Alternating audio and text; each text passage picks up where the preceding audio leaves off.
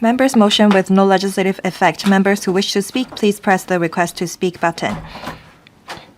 The Council will proceed to a debate on Mr. YIU Ming's motion on increasing the average living space per person in the Northern Metropolis to build a blissful Northern Metropolis ideal for living. 4 members will move amendments to the motion. This Council will proceed to a joint debate on the motion and the amendments. I will first call upon Mr. YIU Ming to speak and move the motion. Then I'll call upon Ms. Michelle Tang, Mr. Man-kwong, Mr. Augustine WONG, and Mr. Dennis LEUNG to speak in sequence, but they may not move the amendments at this stage.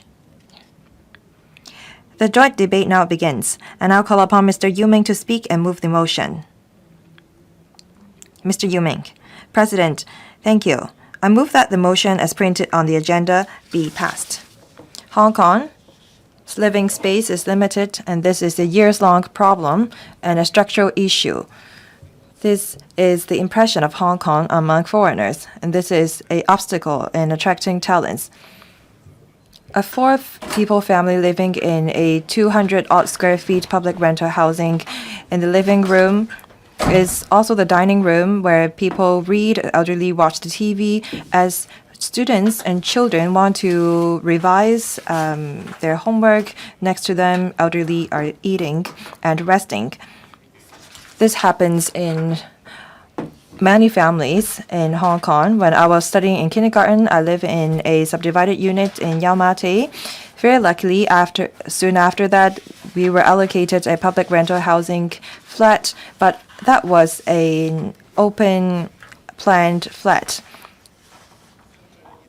According to the 2021 census, our average living space in Hong Kong is just 16 square meters. That is about 172 square feet. That's far lower than other advanced cities in Asia and the rest of the world. You always say that Hong Kong is an international financial center, but we don't even have space to place a larger soft sofa in our living room. How can we call our city livable? Many elderly people can even turn a corner with a wheelchair in their living space. Our wish is to live in a bigger space. There are statistics showing that a narrow living space harms people's mental health. Over the long run, when a family lives in a small house, it will cause conflicts and arguments. Our home should be our safe haven. Limited living space silently impact our next generation and their growth. People may say that there's no way for us to address the issue because we have many people with limited space. However, Northern Metropolis pose a great opportunity for us to increase the average living space. The government said that they have identified land to meet the demand for housing for the next 10 years. We're going to have 3,000 hectares of new development land in the Northern Metropolis. I believe that we have now the conditions to enlarge the average living space per person in the Northern Metropolis. NM should be a blissful living space. Livability is a key competitiveness for cities to draw for talents. We can attract local families and foreign talents to come. If we cannot enlarge our living space, how can we compete with other cities in trawling for talents? Some people worried about the impact caused to the supply of housing by increasing the average living space. However, there is a drop of 30% in terms of application for PRH. The waiting time is shortened to 4.7 years. That's an 8-year low. We're going to have a 190,000 flats supplied in the coming 5 years. As we are shortening the waiting time for PRH, we should look into how we can enhance the quality so that we will not sacrifice quality just to go for quantity. I think that we should implement measures to offer, say, concessionary land conditions to encourage private developments or developers to enlarge the size of their flats. In 2002, as there were fewer applications for larger flats, the government at that time relaxed the allocation requirements. 3-bedroom flats in Tinshuiwai and Tongchong were allocated to 4-people family. I think that as long as we can make good use of our resources flexibly, we can strike a balance between quantity and quality. In the report of Hong Kong 2030 Plus, it is assumed that if we increase the average flat size by 10% to 20%, then the government will still be able to meet the target. And the government said that they have already assumed the 10 to 20% increase in the average flat size in estimating their overall land requirement. So why don't we translate the plan to actual policy? Our long-term policy often focus on numbers, on how we can shorten the waiting time. Land supply is when we plan for land supply, of course, we need to focus on the numbers, but that's not our ultimate goal. In order to build a blissful northern metropolis, we should improve people's life apart from increasing the average living space. As we develop new development area, very often we build houses first before we build ancillary facilities. After people move in, they found out that there's no clinics, no shopping malls, and no transportation. As we are increasing the average living space in another metropolis, we need to expedite the construction of ancillary facilities in the area. As the government is formulating our first 5-year plan, we can implement the following measures. First, we should relax the allocation standards from 7 square meters to 10 square meters. Second, we need to include the average living space per person into our 5-year plan. Also, we need to increase the portion or ratio of larger public rental housing flats so that families can live together. This will alleviate demand while fostering family harmony. Third, for the 95% mortgage guarantee arrangement, we should extend it to subsidized sale flats so that young families can just pay 5% of down payment. Fourth, through concessionary land sale conditions or relaxing plot ratio, we can encourage private developers building larger flats. Fifth, we should expedite the building of ancillary facilities so that we can plan in parallel houses and education, healthcare, community service, transport, leisure facilities. President, all these suggestions are are interconnected. Building a blissful northern metropolis is more than just a slogan. Today is the 20th of May. It is a day when we build a blissful city. I hope that members will support my motion. I so submit. I now propose the question to you that the motion moved by Mr. YIU Ming be passed. Ms. Michelle Tang. President. First of all, I'd like to thank Mr. YIU Ming for moving the motion, and I thank the other members for moving the amendments.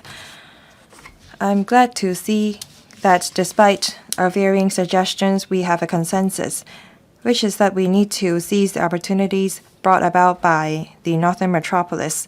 We need to make good use of the land reserve in the NM to raise the average living space per person, and this is how we can meet people's aspirations to live a better life and have more decent housing.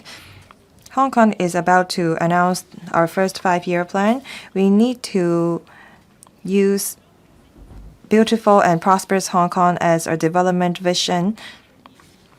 We need to raise the average living space per person in the Northern Metropolis. After that, we should implement the relevant relaxed planning standards to other places in Hong Kong so that we can achieve the vision of increasing the average living space per person in Hong Kong. President, I'm sure that we all know that Hong Kong people live in a small space. According to the 2021 population census, the average living space per person in Hong Kong is just 16 square meters. That's about 172 square feet. More worrying is that many grassroots families live in poor living conditions. According to the 2025 statistics, the Housing Authority public rental housing household average living space is just 14.1 square meters. That's about 151 square feet. Compared to Seoul, Singapore, and other advanced cities in Asia, their average living space is approximately 30 square meters. The government recently rolled out some measures. For example, in 2022 policy address, it is said that starting from 2026-27, we are going to set a minimum flat size requirement for public rental housing. The flat should not be less than 26 square meters. That's around 280 square feet. For newly built public rental housing, the size will be increased. I recognize these measures, but this has not met people's aspiration to have a decent living. The report of the Hong Kong 2030 Plus have already assumed that there will be an increase of 10 to 20% of average flat size in the Northern Metropolis. In other words, people will be able to live in a space with an average living space at 20 square meters to 22 square meters. I think that this is achievable and this is what we should do. President, the BPA has always been concerned about the topics on housing and land. We have conducted many research. In March this year, we published a preliminary suggestions on how Hong Kong can dovetail with the 15th five-year plan under the development vision of beautiful and prosperous Hong Kong. We proposed 3 goals, and we suggested many quantifiable and feasible suggestions. We suggest that the government raise the average living space per person in Hong Kong to 190 to 195 square meters, and in 10 years' time raise it to 205 and 210 square feet. This is to meet the planning strategies set out in the Hong Kong 2030 Plus report. We need to give people a timetable and show that government is determined in improving people's life and improving their living conditions. As we increase the average living space, we need to also improve the living conditions and quality. We must expedite the constructions of ancillary facilities, including those on transport, healthcare, education, and leisure. This is how we can build a livable and blissful Northern Metropolis. As a woman, as a mother, I fully understand how important living space is for children to grow and study. This is how elderly can age in place, and this is how young family or couples are encouraged to have children. Increasing the average living space is a livelihood project, is also a way for us to enhance our competitiveness and retain talents. We're not just talking about numbers and planning. Your time is up. Mr. Man-kwong. Thank you, Chairman. I thank Mr. YIU Ming for moving the motion. The 15th five-year plan explicitly states that we need to promote the high-quality development of our industry, and it said that the Northern Metropolis will be our new growth engine. I support the government in developing it, and it is said that the Northern Metropolis can offer 500,000 flats, about 190,000 of them are public housing. So the Northern Metropolis will not just drive our economy, and it will be many people's home. The government is now raising the supply of public housing. The total supply will increase by over 80%. And we have reversed the trend of backloaded supply. The government now stresses on ensuring that there is adequate housing for the grassroots family. The average waiting time for public housing has shortened, so I think that we have the condition to shift the policy directions from chasing for quantity to quality. We need to grasp the opportunities brought by the Northern Metropolis. My amendment is about how we should increase the average living space and optimize the design and basic provisions of subsidized sale housing. Now, the average living space in the public rental housing should not be less than 7 square meters. This allocation requirements has not been changed for some 30 years. For Singapore, for a flat for 2 people is of 30 square meters. For 2-bedroom flat is of 45 square meters. So we have to catch up. It's not the case that we need to align with them completely, but we need to seize the opportunities in the Northern Metropolis to raise the average living space. So I agree that we should relax the allocation standards for public housing so that people can live in a bigger space. We should encourage families to live together. The administration should also increase the percentage of flats with 3 bedrooms so that bigger families can live together. For a subsidized sale flat, I agree with the government's proposal on setting a minimum flat size so that young people can purchase larger subsidized sale flat so that they can have children. In the subsidized sale flat in the Northern Metropolis, we should increase the number of 2-bedroom flats. At the same time, we should also provide more 3-bedroom flats to improve people's living quality. In order for us to achieve that, the administration should optimize the design and basic provisions. Many flats sold by the Housing Authority only provide basic facilities, and many of the provisions are not the same as what the owners have in mind. This will result in waste. The Housing Authority is looking into removing facilities that owners may not find suitable. I think that this arrangement is a great start. If we look at the housing society's design, they provide basic equipment and appliances. Some of them offer open kitchen, and some of them even have clubhouse in their development. In order for us to enhance the attractiveness of subsidized sale housing, we need to offer more facilities. If we have quality subsidized sale flat, we can encourage members of the public to purchase a property so that they can climb up the housing ladder.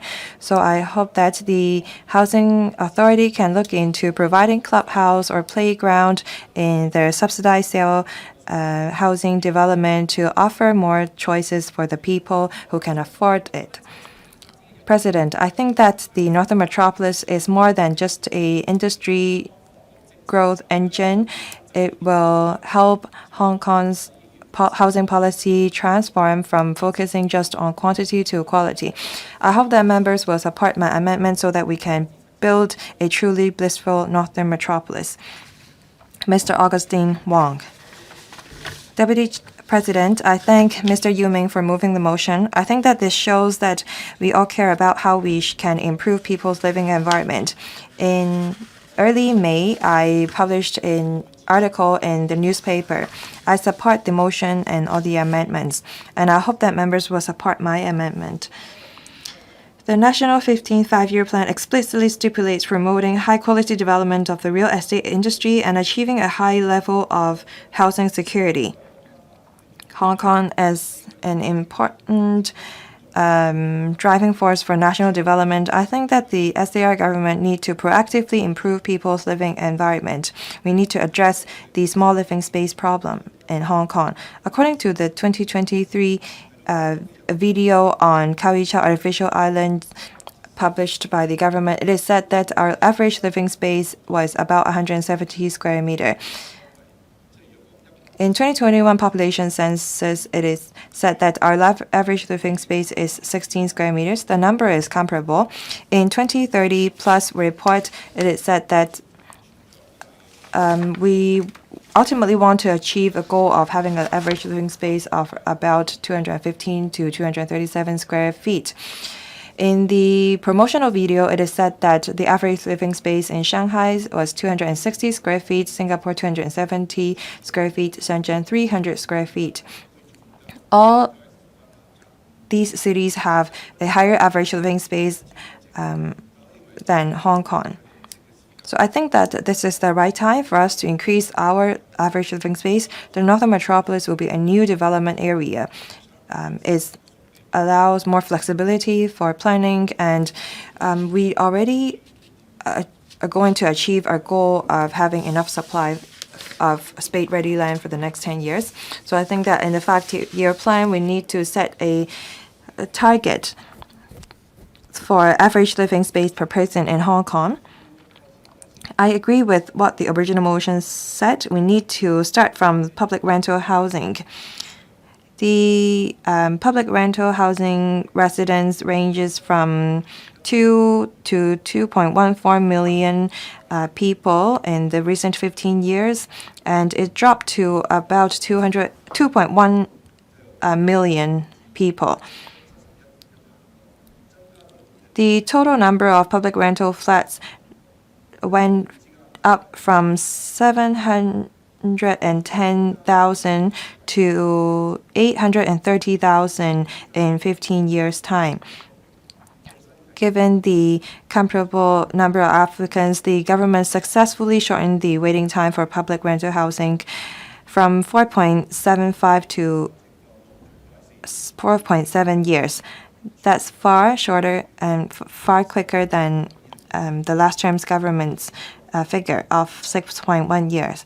In fact, starting from 2022, in private development, there is a minimum flat size requirements of 260 square feet. And it is said that starting from 2026-27, the subsidized sale flat will not be smaller than 26 square meter.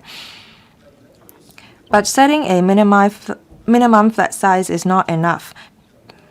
If at a 20 square meters we have 2 people living there, then the average living space will be 13 square meters. According to 2025 statistics, the average living space in public rental housing is just 14.1 square meter. That's lower than the median figure of 16 square meters. This shows that when the government plan for new public rental or subsidized housing, they need to consider the average living space. This is how we can improve the living conditions of the people. I know that people worried that this may lengthen the waiting time, but through relaxing plot ratio or using MIC, we can increase the supply. For private market, I agree with what the original motion proposed. We need to encourage the market to provide more ample living space. Property is a wealth accumulation tool, so we should not intervene. Thank you. Mr. Dennis Leung. Deputy President, I thank Mr. YIU Ming for moving the original motion on increasing the average living space per person. Now, my amendment involves enriching the content so as to fully implement the Blissful Northern Metropolis concept, so that not only will we have a roof over our head, we can live in a bigger flat, cheaper flat, and a flat of better quality, so as to attract younger families to go to Northern Metropolis in order to sustain its development. According to the final report of 2030 Plus, the government has estimated that the average living space will increase by 10 to 20%, and this is the basis for projecting future land demand. Now, the new development land in Northern Metropolis will span 3,000 hectares, so we'll definitely grasp on this opportunity. First, we should work on the allocation standards for public rental housing space. At the moment, the per capita space is 7 square meters. Now, the ratio has been there for many years. On an early pilot and implementation basis, we can raise the allocation standard to at least 8 square meters, having regard to the requirement in the basic housing unit regime. If the minimum area per person is 8 square meters, how come the allocation standard for public rental housing would be lower? The government should align the policies to make sure that we give back dignity to grassroots. We should cut red tape and allow the underprivileged to improve their living space. The second point is to increase the flat size and the number of larger units of subsidized sale flats in Northern Metropolis.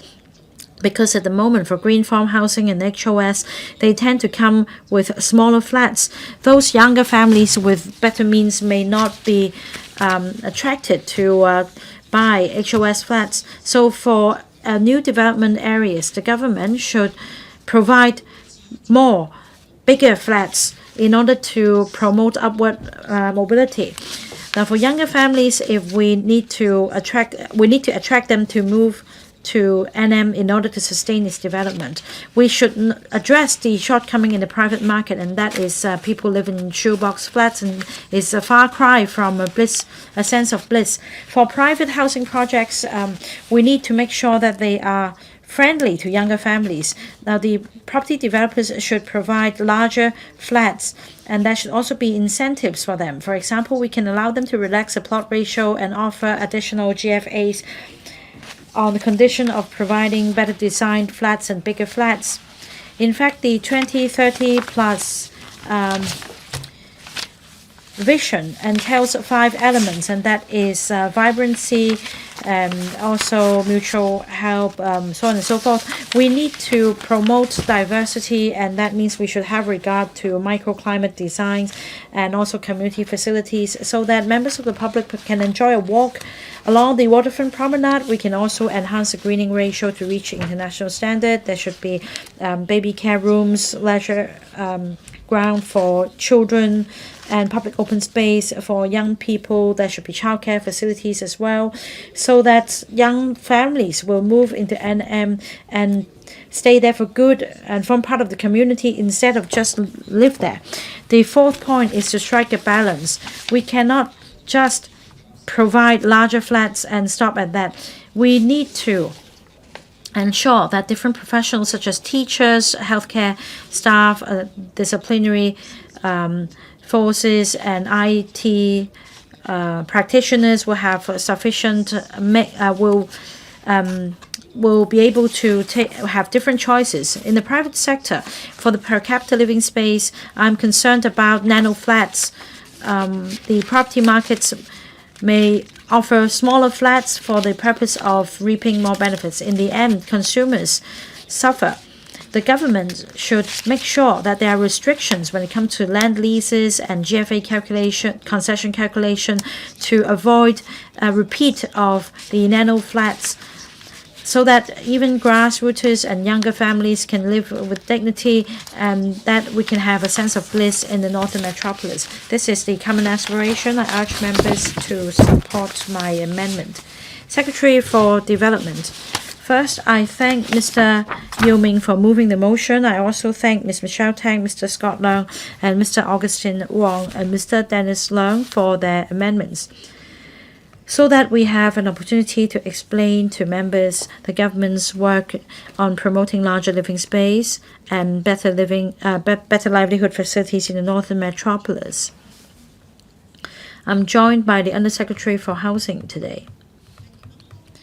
On my part, I will share with members my insight on living space, as well as, in particular, private housing's living space and livelihood facilities. Undersecretary for Housing will supplement on the flat size for public rental housing. Now, it is beyond dispute that Hong Kong people live in small homes. According to the 2021 population census conducted by the CNSD, the median per capita floor area of accommodation of domestic households in Hong Kong is 16 square meters, and that's 172 square feet. Now, this per capita figure is lower than that for neighboring advanced cities with a up to a 40% difference. Now, the per capita living space is just a figure in a collection of statistics. When it comes to planning for living space and the supply of housing land, we cannot adopt per capita living space as a starting point because it is difficult for the government to gauge exactly how many people live in a residential unit. So when it comes to planning, we adopt the average size of a residential unit as the basis and not per capita living space. To improve our people's living space and to respond to public demands, the Development Bureau and the Planning Department adopted the assumption of a 10 to 20% increase in the average residential unit size in estimating future housing land demand as outlined in the final report of the Hong Kong 2030 plus in 2021. Allow me to elaborate. At the time, the projections were based on the distribution of private housing unit size across Hong Kong, the average size of public housing as well, and the fact that between 1984 and 2015, over a period of over 30 years, the size of private housing units on average increased by 6%. So in the final report of the 2030 plus, we adopted the baseline of 75 square meters for the average GFA of a private housing unit and 50 square meters for public housing unit. Again, 75 square meters for a private housing unit and 50 square meters for a public housing unit.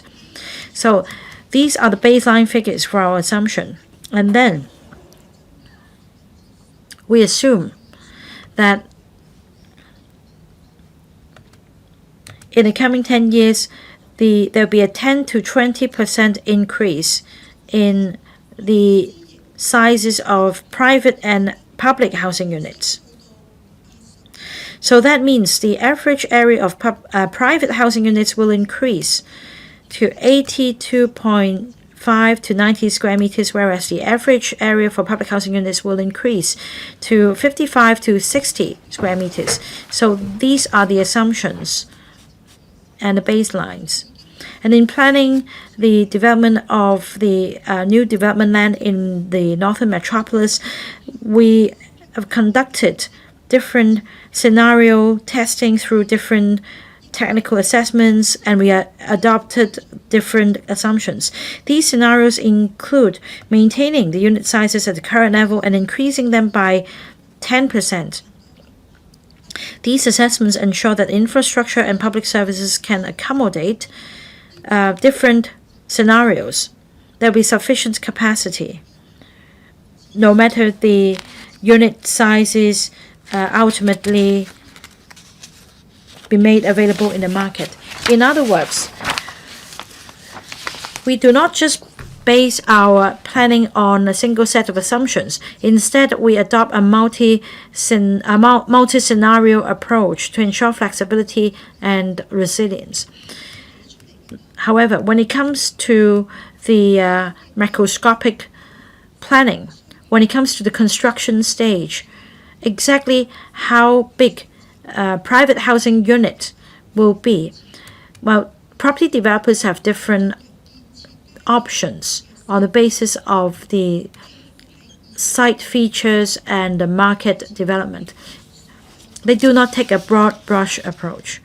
In fact, since 2022 in February, all government sale projects, railway property development projects, and the ULA projects, as well as applications for land exchange and lease modifications by private developers, are required to comply with the minimum size requirement, and that is a minimal sellable area of 26 square meters or 280 square feet.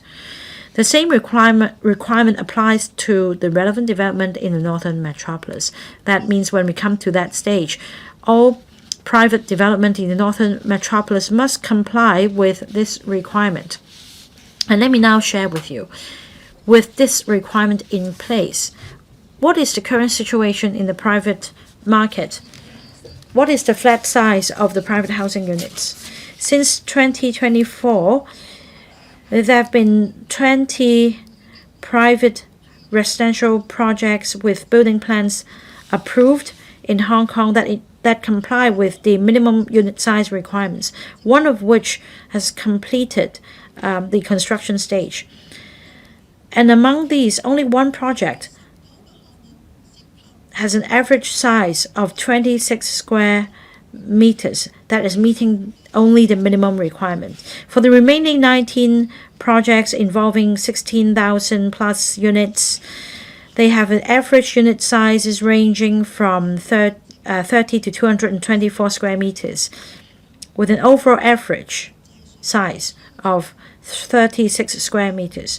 So they exceed the government's minimum requirement. Now, they include 2 land exchange projects in Fanling North and Hon YIU Ming NDA of the Northern Metropolis. Both have an average unit size of about 35 square meters. So these figures indicate that the market is able to produce flats with sizes that exceed the government's minimum size requirement. Some members may wonder, now given that the minimum 26 square meter requirement has been in place for over 4 years, and as I explained, some private developers have produced flats exceeding the minimum requirement, then is there room for further improvement?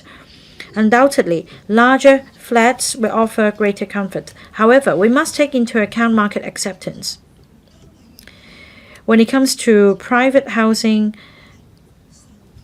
for the same unit price, larger units naturally come with higher prices, and this will directly impact on the public's affordability.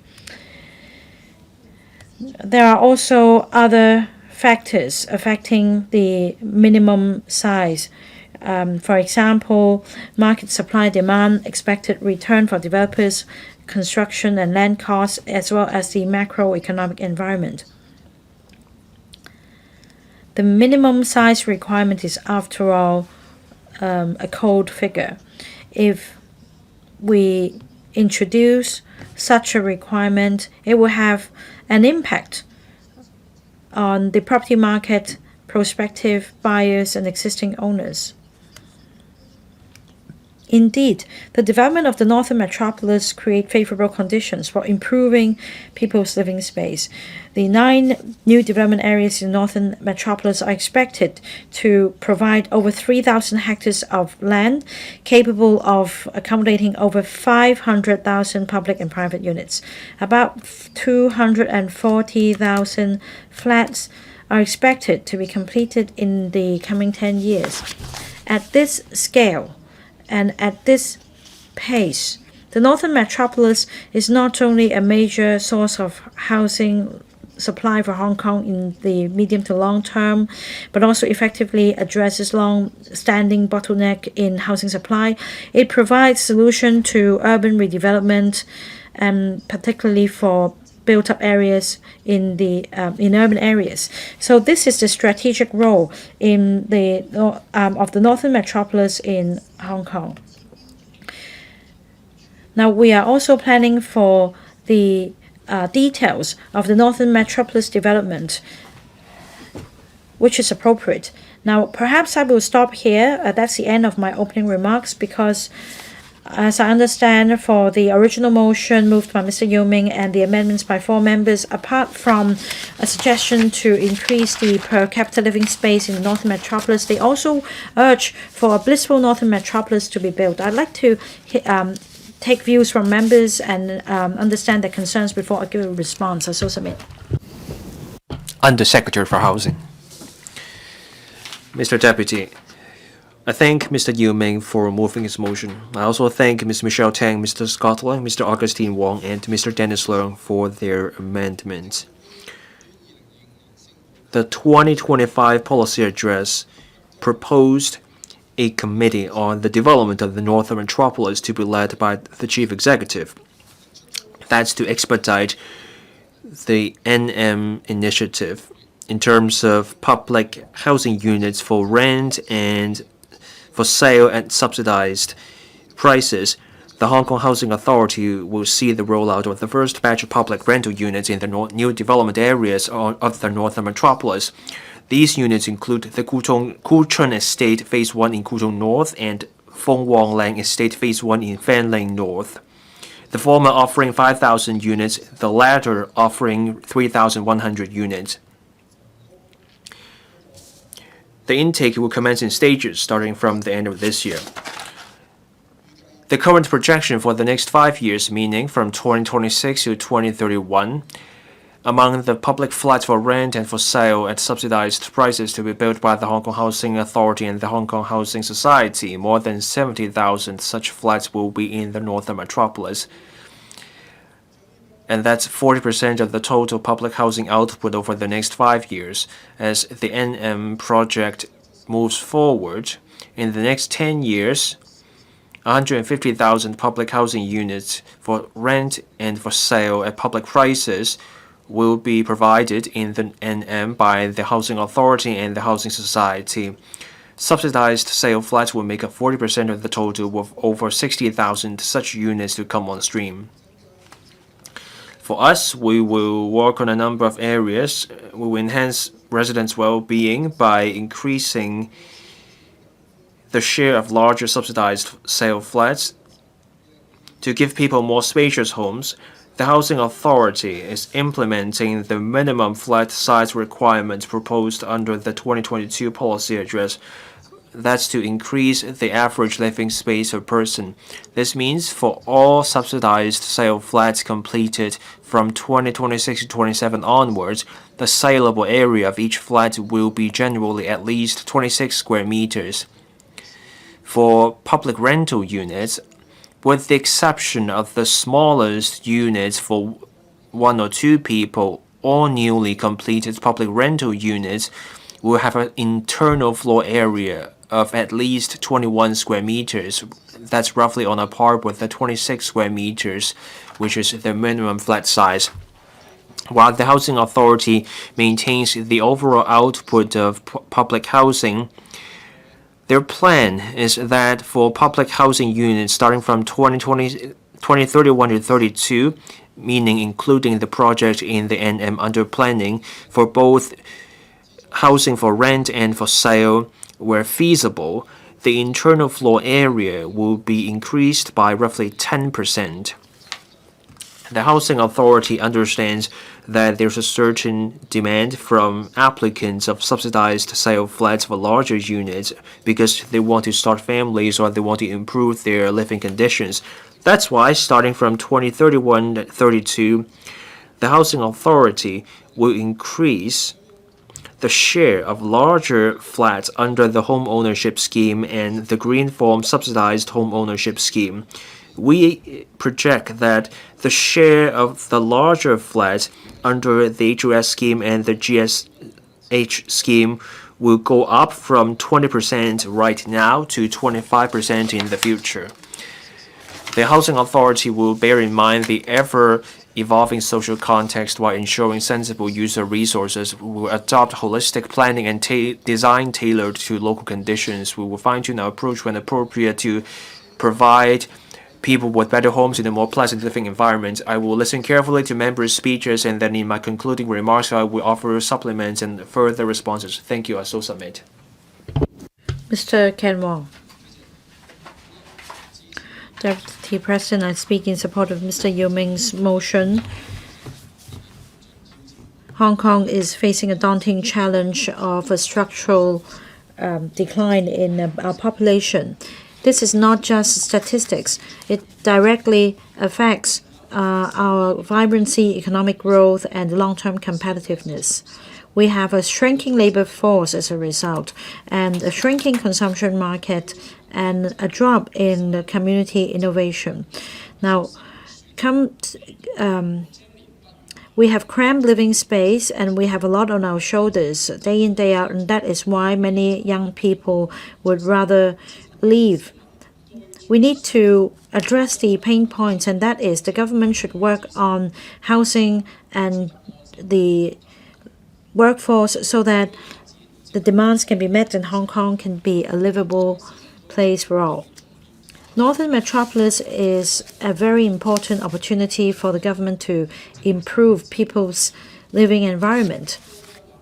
Now, this is a very important strategic pivot. It's not just an infrastructure project. Through the development of Northern Metropolis, we should increase the per capita living size so as to enhance, instill in the public a sense of bliss so that they can have a place ideal for living and for work, so that more young people and families and more overseas and mainland talents can go there for development. I have 3 suggestions. First, we should enhance the development of population related policies and planning. We should ensure that there is good housing planning and jobs for the people. There should be supporting facilities such as education, community facilities as well. The government should grasp the full picture of the movement of population so that more accurate policies can be drawn up and that a mismatch can be avoided. The second point is about the allocation standard per person for public rental housing. As of 2025, this figure stood at 14.1 square meters. People live in cramped environment. The government is not able to meet the basic demand of the people in improving their living standard. And according to a study, the per capita living space should go up to at least 20 square meters. And the Hong Kong 2030 plus final report also puts forward a long-term target of increasing the size to 20 to 22 square meters. That's 215 to 237 square feet. Now, the government should use Northern Metropolis as the testing ground to relax the per capita living space, to increase the comfort of people's homes and address the pain points. For local families, we want to keep them there and prevent them from leaving. And that is why we should provide incentives as far as population policies are concerned, so as to attract younger families to move into Northern Metropolis. Housing is not the only solution. We need to provide jobs in the long term to support them. So other policies should be rolled out, such as tax breaks or special social benefits, so that concrete support can be provided to locals as well as talents to move into Northern Metropolis. This will enhance diversity of our population and inject impetus in our economy. We must grasp this important opportunity of developing Northern Metropolis.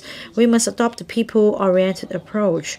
We should also focus on population policy so as to improve the living environment and build a solid foundation for the long-term development of our country through enhancing our demographics. The government should adopt population policy as the core in promoting housing and land planning. There should be concrete timetables and KPIs to make sure accurate implementation of policies. We don't want macro blueprints. We want something that can be translated into action. We must address livelihood pain points. We must also draw up supporting policies so that people can live in this blissful Northern Metropolis, ideal for living and for work, so that we can have long-term prosperity and sustainability. I support the motion. Ms. Maggie Chan. Thank you, Deputy President. I support Mr. YIU Ming's original motion and amendments by other members. According to the latest population projection, by 2046, the population in Hong Kong will go up to over 8 million, and elderly will account for 36% of the total population. Our workforce will continue to shrink.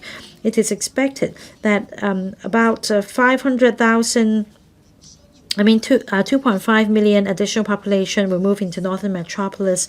They need support in terms of housing, jobs, childcare, and we need to meet the needs of different age groups. Now, to have a sense of bliss, we must not just increase the per capita living space, we also need to introduce other supporting elements so that on an empirical basis we can provide more precise policies to support the families in terms of childcare and promote family values. Now, according to the Population Census 2026, now this will be the golden opportunity coupled with the development of Northern Metropolis. My suggestion is as follows. First, we should make use of the census data and substantially enhance the childcare per population ratio. At the moment, the ratio stands at 1 childcare center per 25,000 in the population. We have 100 subsidized childcare centers. That means this is a serious underestimation of the real demand. Now, there will be professionals moving in the Northern Metropolis. About 500,000 families will move in. They are younger families, and they are the core of our workforce. There will be a greater demand for childcare. If we adopt the existing ratio, there will be a shortfall. We should use Northern Metropolis as the pilot and increase this ratio to 1 center per 20,000, and that there will be 25,000 childcare places in the Northern Metropolis in total. There should also be flexible policies put in place, such as after-school care, childcare services in newly built primary schools. They should operate until 7 p.m. and there should be at least 1 childcare center per NDA with extended service hours so as to take care of the infants and young children. And in terms of my second suggestion, in line with the aging population, we should plan ahead and provide more community living rooms. This will be the basis for instilling the public good family values. Now, by 2046, elderly population will take up 36% of the total. So in the new public rental housing projects in Northern Metropolis, there should be better designed elderly facilities, the integrated family service centers, should increase in number, not to mention the supporting social workers. There should also be resting lounges for carers of elderly. Community living rooms should be enhanced. And there should also be elements included to promote good family values. For example, on a regular basis, seminars should be held for working parents to promote harmony in families. There should be intergenerational inclusion activities so that we can form a solid base for promoting family values. The third suggestion is to enhance intergenerational and inclusive public facilities. In each NDA, we should reserve sites based on the population in the area to build, say, libraries, arts and activity centers. Next to the libraries, we can have a toy library, and there should be an elderly reading corner next to a sports ground. For example, an elderly fitness corner can be set up for the arts and activity centers. We can also promote a more inclusive environment. I urge the government to grasp the opportunity of Census 2026, so as well as the Northern Metropolis development, so as to meet the changing needs of our society, so that people-based policies can be drawn up for the development of the Northern Metropolis and the formulation of the 5-year plan. I support the motion. I so submit. Mr. Wu Yingpeng. Thank you, Mr. Deputy. The outline of the 15th five-year plan proposes higher quality homes. This is our country's blueprint. This is also the shared aspiration of the 7 million people of Hong Kong. The Northern Metropolis will be a key source of land and housing. It will be a place offering quality living, work, and also careers. It's a key opportunity for us to turn things around for our small homes. There will be 3,000 hectares of land with 50,000 homes accommodating 2.5 million people. With such huge land and housing, we will be able to implement the goals in the 2030 plus study. We should moderately increase the area of the flats in the NM so that people get bigger and better homes. To create a blissful northern metropolis, we will need more than just bigger homes. We will also need better community amenities. The government should launch a pilot. Let's relax the criteria for allocating public rental housing. Let's allocate more bigger homes. We should improve the design and support facilities. We should promote community living rooms. We should start small in enhancing people's sense of well-being. We also need vibrancy in the northern metropolis. So for new projects in the NM, we will need elements that meet the needs of young families. We need education and childcare facilities. They are essential. On lower floors of housing estates, we should set aside space for full-day kindergartens and also after-school childcare centers, as well as elderly care facilities, so that the space can serve a variety of purposes. That way, both children and seniors are looked after, and then people will want to flock to their northern metropolis. There will be 500,000 flats in the NM. For the construction sector of Hong Kong, this means a challenge and an opportunity. We should make use of modular integrated construction and other new forms of construction. We should rely on the powerful manufacturing base in Guangdong, which can transfer the pre-made modules from Guangdong to Hong Kong. That will save cost, save time. We can also work with Guangdong province on GBA standards on MIC. That's how we achieve convergence, and we can take such standards global. You need a place to call home before you thrive. The northern metropolis will be a new engine for Hong Kong. This can help us overcome land and housing challenges. It's a key part in our solution to the long-standing difficulties in people's lives. Let's make the most of the northern metropolis. Let's plan with care so that we turn the NM into a great place to live, to work, and to visit. And that's how we foster high-quality development in the GBA. I support the motion and the amendment. Mr. Wen-kit. Thank you, Mr. Deputy. I support Mr. YIU Ming's motion on increasing the average living space per person in the NM to build a blissful NM ideal for living. The NM will be a new engine for Hong Kong's future growth. It will be key to Hong Kong's development into an innovation and technology center. We need people and capital for INT. We need people. We need AI plus X. We need healthcare technology. We will have a Unitown in the NM. For all that to work, we will have to attract and keep top-notch talent in INT from the mainland and overseas. Elsewhere, there's a global scramble for talent. Once we bring in talent, we focus not just on the professionals' careers, but also their lives. A northern metropolis full of nano flats will mean the incoming talent will have to get stuck in small flats. How will we be able to compete with places like Shenzhen and Shanghai? So when we talk about floor space in flats, it's not a welfare issue. It's about our competitiveness in getting talent to come here. Space determines whether talent comes here and stays here. It's also about our long-term demographics. We have an aging population. We also have sub-replacement level fertility.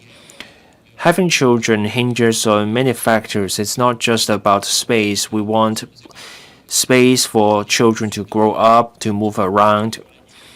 For a family to be stuck in a cramped home, young couples will be reluctant to have children. Massively increasing living space in the northern metropolis and providing childcare facilities will encourage childbearing. This is a fundamental way to address the demographic crisis. We are facing a historic opportunity. the government is working on our first 5-year plan. In the past, our solutions to the pressing housing issues was all about numbers, but now we will seize 3,000 hectares of new land in the NM. We have what it takes to achieve a pivot in the 5-year plan. In the past, it was about giving people a home. Now we can talk about giving people better homes. Indeed, we should implement the vision under the 2030 Plus. We should increase the flat area of each unit by 10 to 20%. We should turn the NM into a demonstration zone. For public housing, we should first provide bigger flats.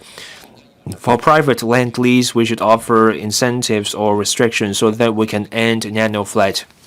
I have one specific suggestion. Let's make the most of underground space, and let's also build up. We can learn from Singapore's underground city. Large car parks, electrical and mechanical rooms, sewage treatment facilities, logistics centers can be moved into caverns or underground space. We can put so many things underground, and then we will free up space on the ground. This can lead to bigger flats. We can also free up more ground space for greenery and recreational purposes, so that you can build out and build up at the same time.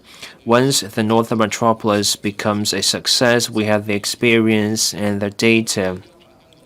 We will then be able to apply the experience to the older parts of Hong Kong, and we can renovate or redevelop public housing. We're not trying to achieve results overnight, but in the first 5-year plan, we should set a key performance indicator and make steady progress. What does a blissful Northern Metropolis mean? It means dignity, and it means quality living space and strong community amenities. With bigger per person living space in the NM, with the unit town and green, low carbon living environment, that Northern Metropolis will be a place offering quality of life. I so submit I support the motion and the amendments. Members, we don't have enough time today to complete this motion. At around 6:30 p.m., I will suspend the council. Mr. Cheung Pui-kong. Thank you, Madam President. I now speak on this motion on increasing the average living space per person in the NM to build a blissful Northern Metropolis. I want to talk about public housing. Our housing is dense. The per person living space is small. The 2030 Plus study announced in the past proposed a 10% to 20% increase in the average flat size in public housing. The Northern Metropolis will be the growth engine of Hong Kong's future. It has unique advantages. The NM has what it takes to become a pilot for larger flat sizes. As the motion argues, we should build experience in the NM, and then we apply the successful experience to other parts of Hong Kong so that everyone can share in the results of improved living conditions. I've been a district councillor for more than 10 years. Each family has its own challenges. I have witnessed for myself the plight of many grassrooters in public rental housing. There are families of 6 to 8 or even more in a flat for 3. A family of 4 has 2 children, and then the children grow up, they cannot access public housing, so they're stuck with their parents. So some family members have to doss down on the floor in the living room, and that leads to tension between the wife and the in-laws, and then there are endless family disputes. Even tragedies have happened. No bread and butter issue is too trivial. I have written to the government time and again. So most often I wrote to the housing allocation section of the housing department. And with the effort of the government, The waiting time for public rental housing is now down to 4.7 years. That's an 8-year low.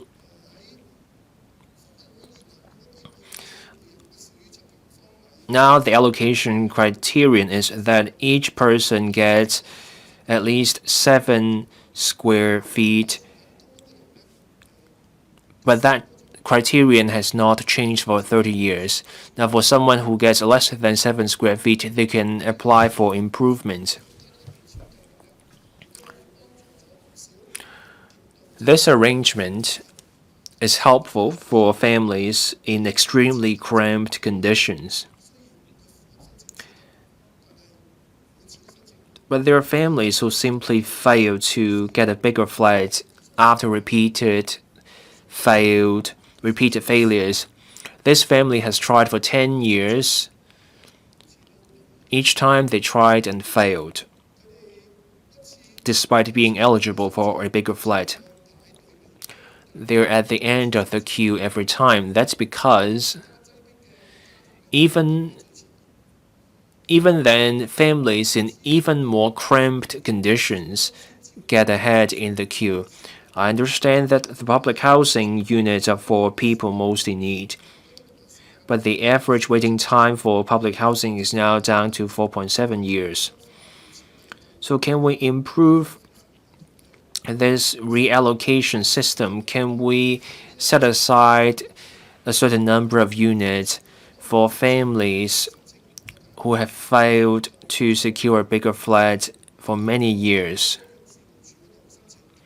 Can we allow these families to apply for special transfer?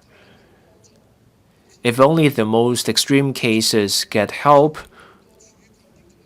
then people are left desperate and all applications for them seem futile. Improving the living space per person is essential to people's well-being. It's also a way for us to enhance our competitiveness.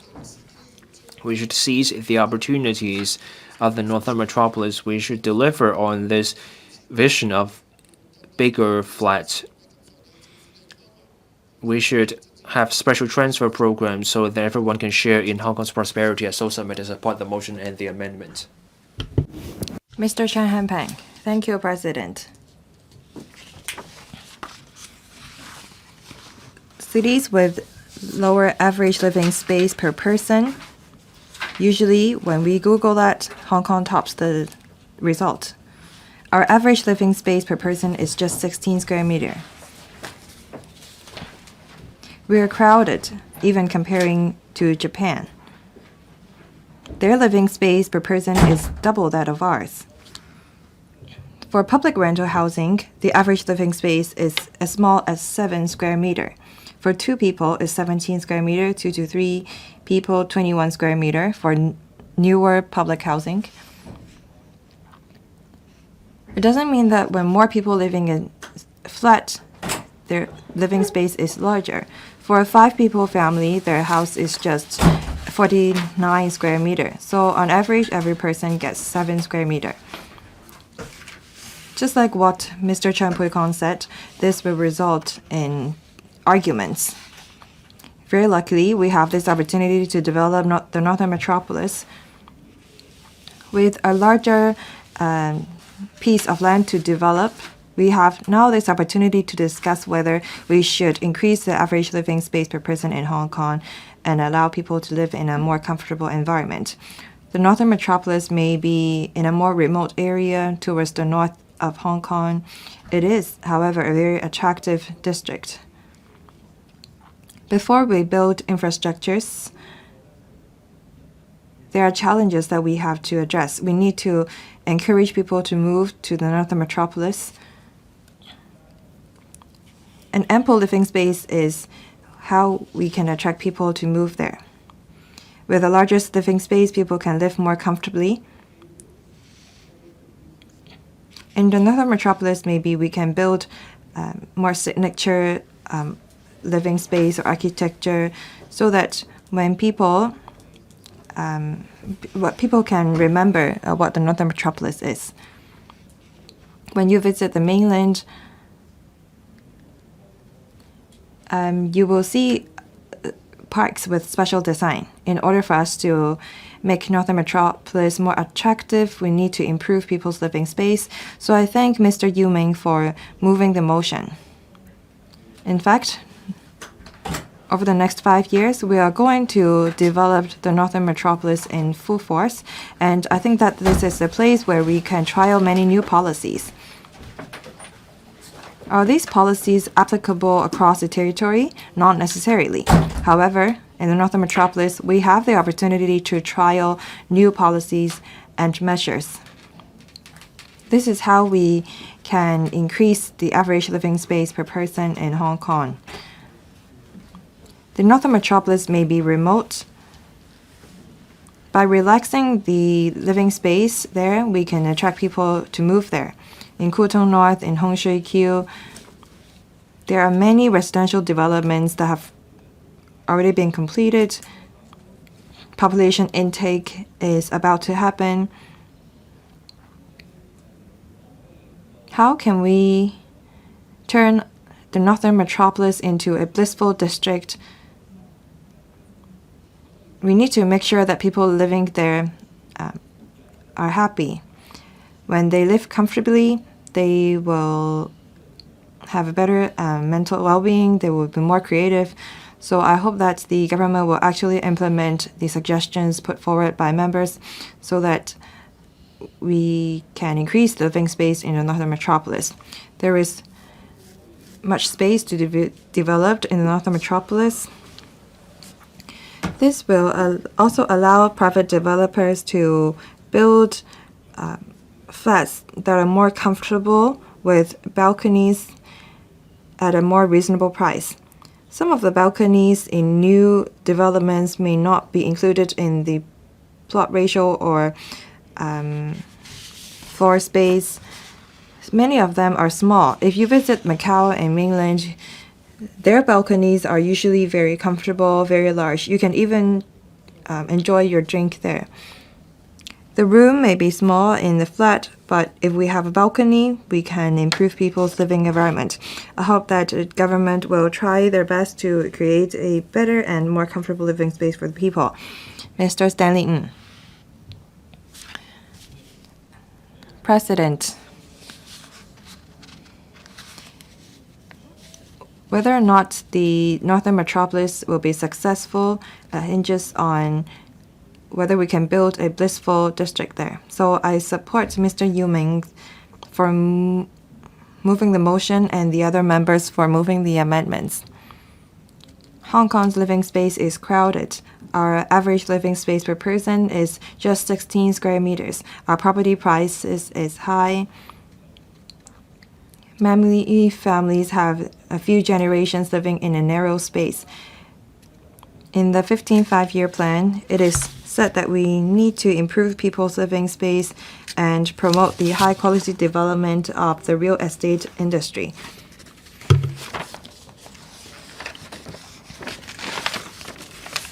We need to increase the average living space per person in the Northern Metropolis.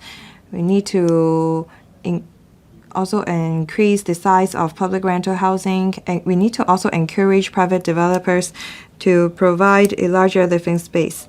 And we also need to expedite the construction of ancillary facilities. And this is how we can actively dovetail with the national policy of implementing a people-centered approach. The government have been striving to improve people's living environment. Measures such as actively finding land and creating spade-ready land and building public rental housing.